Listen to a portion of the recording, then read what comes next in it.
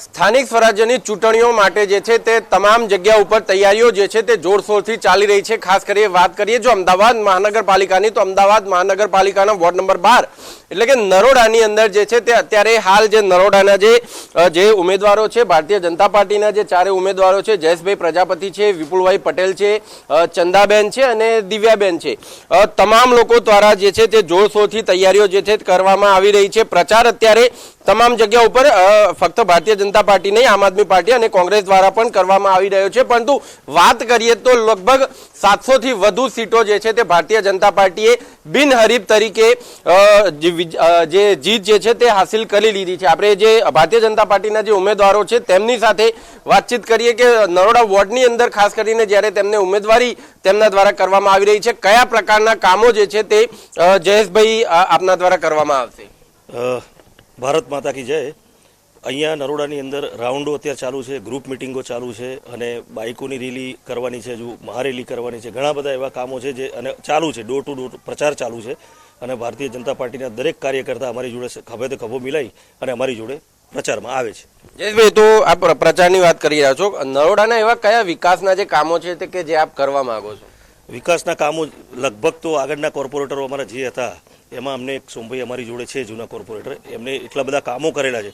1978 કરોડના કામો અહીંયા નરોડામાં આવ્યા છે અને ઘણા બધા મોટા સંકુલો છે, સ્વિમિંગ પુલ છે, લાઇબ્રેરી છે, એવા ઘણા કામો અહીંયા થયેલા છે। બીજા જે કંઈ કામો છે એ બધા અમે ચારેય કાઉન્સિલર ભેગા થઈ અને કરવા અમે બંધાયેલા છીએ।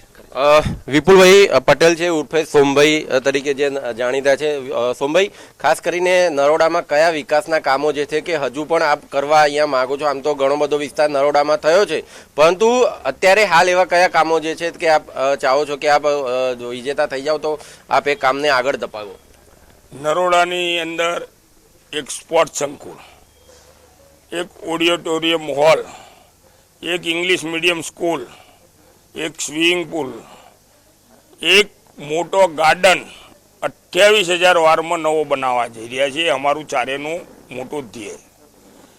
એક કોમ્યુનિટી હોલ નવો, એક લગ્ન માટેનો પાર્ટી પ્લોટ, એક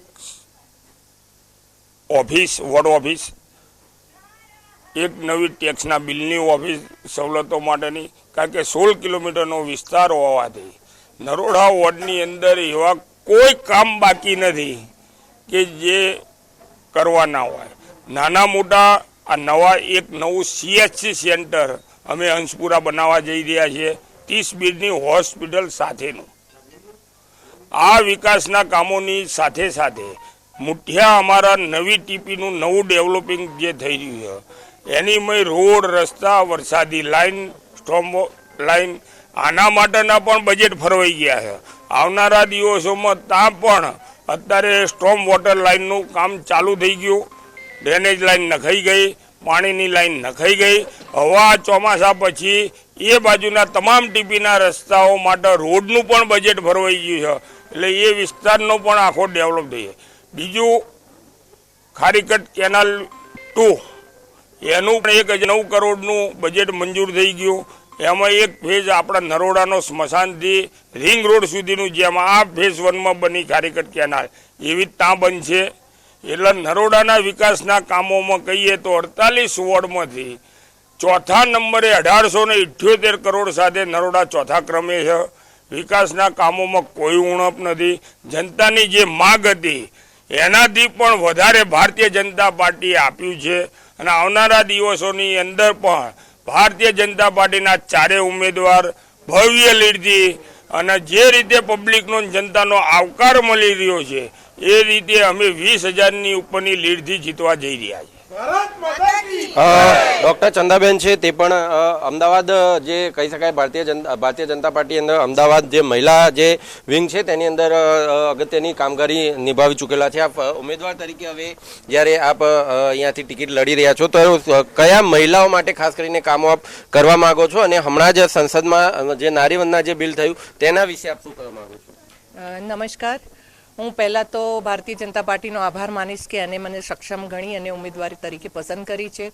મહિલાઓ માટેની વાત કરું તો સ્થાનિક સ્વરાજમાં 50%ની ભાગીદારી અમને આપી છે અને આજે જ્યારે લોકસભામાં વિધાનસભા માટે અને લોકસભા માટે 33% મહિલા ભાગીદારીનું બિલ પાસ થવા જઈ રહ્યું છે. તો હું આપના માધ્યમથી દરેક પક્ષને કહીશ, વિપક્ષને પણ કહીશ કે મહિલા જ્યારે સમાજમાં સંઘર્ષ કરીને આ લેવલે પહોંચી છે અને તેમને રાજકીય ક્ષેત્રે જ્યારે 33% આપી રહ્યા છે તો આપ અમને સપોર્ટ કરજો. કોઈ વિરોધ ન કરતા મહિલાને વંદન કરીને, પક્ષ ગમે તે હોય પણ નારી શક્તિ વંદન અધિનિયમના એ લાગુ કરે છે કાયદો, એને 100% સપોર્ટ કરજો અને મહિલાઓને સશક્તિકરણમાં આપ વિપક્ષ પણ ભાગીદાર બનજો અને કોઈ પણ વિરોધ ના ઉઠાવતા મહિલા આગળ આવે અને રાજકીય ક્ષેત્રે પણ પોતાનું નેતૃત્વ બતાવી શકે એના માટે સપોર્ટ કરજો એવી વિનંતી કરું છું.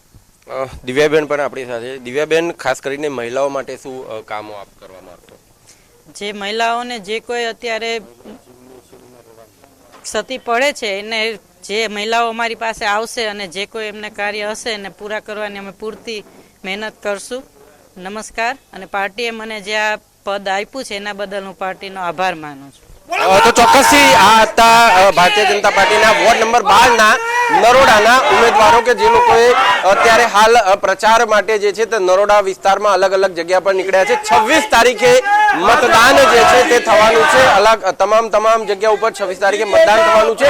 28મી તારીખે મત ગણતરી થવાની છે. ત્યારબાદ ખબર પડશે કે કઈ પાર્ટી જે છે તે સૌથી વધારે મતો લઈ જાય છે. કેમેરા પર્સન કિશોર આટોલે સાથે જતીન રાવલ, ઇન્ડિયા ન્યૂઝ, અમદાવાદ.